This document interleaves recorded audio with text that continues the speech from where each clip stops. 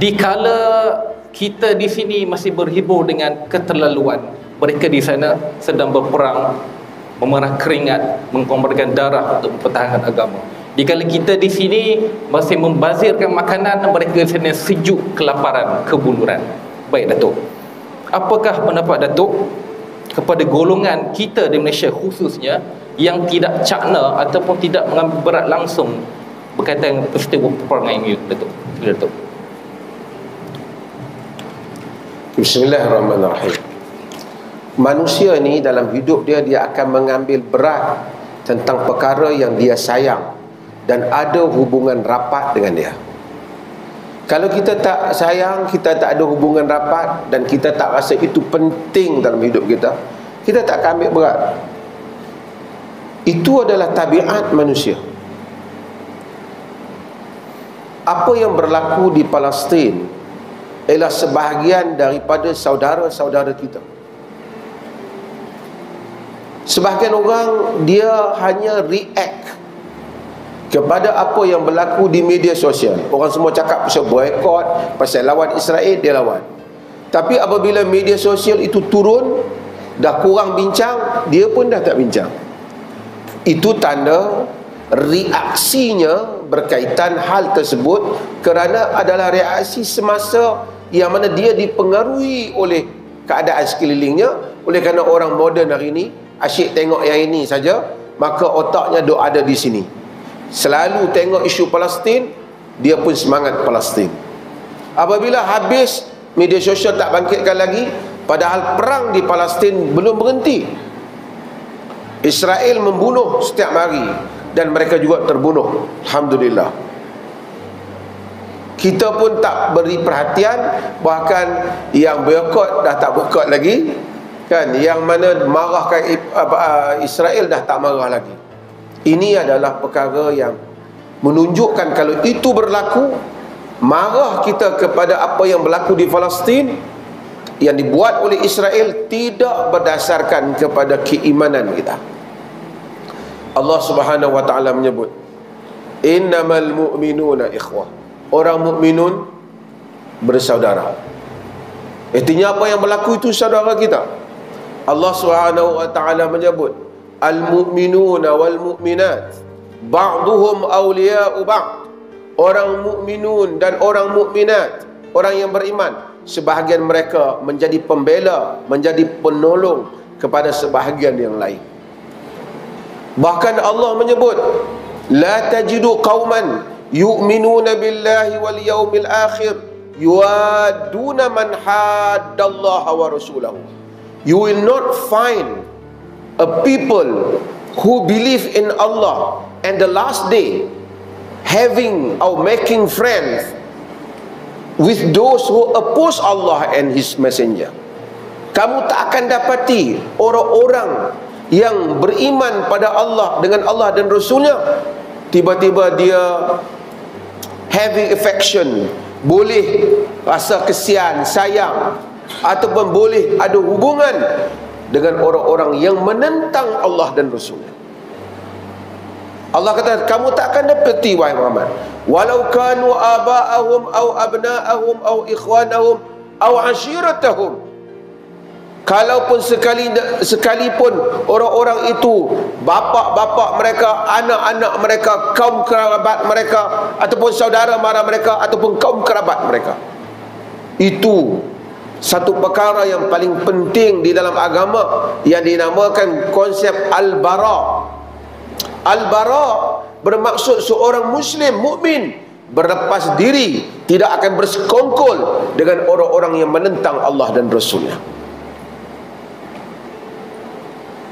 Kalau kita hilang, kita rasa okey, tak apa. Sebab kalau kita lawan mereka pun, kita pun ada kepentingan dengan mereka juga. Artinya kita tidak jelas, kita tak jelas pada akidah kita. Akidah bukan soal mari sembahyang saja. Akidah bermula dengan la ilaha illallah, tidak ada ilah melainkan Allah, dan Muhammad ada Rasulullah. Kita menolak segalanya, menetapkan kebesaran hanya milik Allah Jalla wa Ala, dan menetapkan ikutan mutlak ila Rasulullah sallallahu alaihi wasallam. Di dalam hadis yang sangat dhaif, Disebut malam yahtam bi amril muslimin falaysa minna. Siapa yang tak ambil berat urusan orang muslim bukan di kalangan kita. Tapi hadis ini tersangat dhaif. Pun ia hadis yang dhaif, tapi ada sangat dhaif, namun di sana ada ayat-ayat Quran yang banyak dan hadis yang banyak yang menyatakan muslim mengambil berat tentang urusan orang muslim. Allah larang, la tattakhidhu aduwi wa aduwakum awliya. Jangan kamu mengambil musuhku dan musuh kamu menjadi penolong-penolong kamu. No, tidak ada persekongkolan. No kompromi. Tidak ada kompromi dengan musuh-musuh Allah.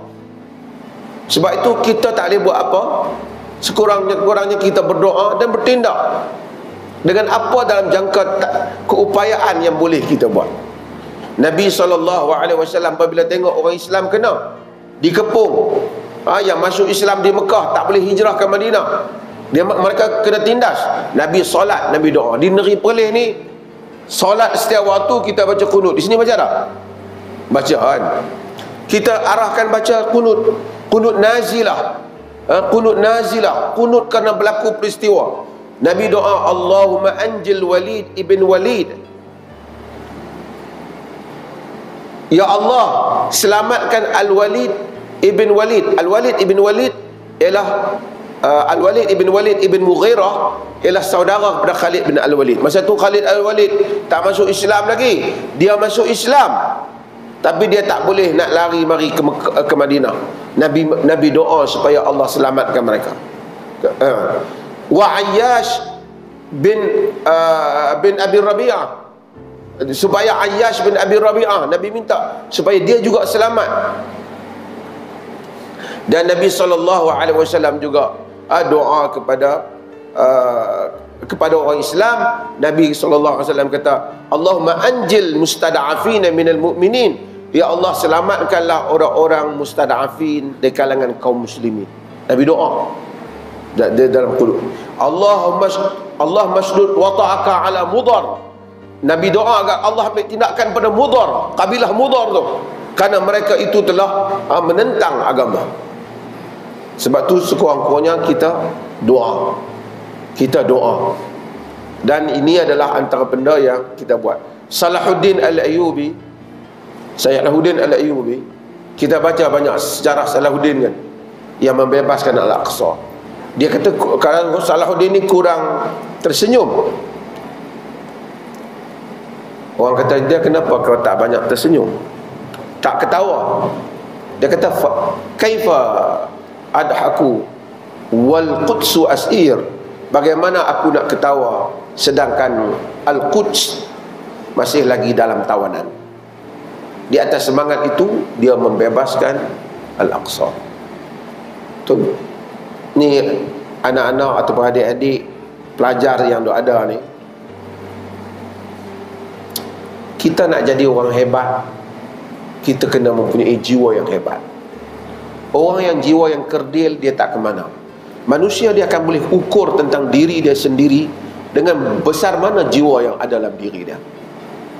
Orang yang jiwa yang kerdil dan selalu rasa dia tidak siapa-siapa, dia tak ke mana.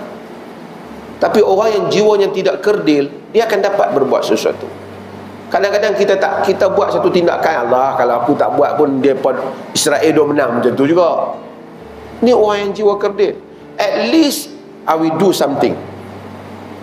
That is my part. Itu bahagian kita. Orang yang jiwa besar, insya-Allah dia akan menduduki tempat yang bermakna dalam hidupnya, insya-Allah. So kita berbuat sesuatu bagi menyelamatkan saudara-saudara muslim kita. Terima kasih.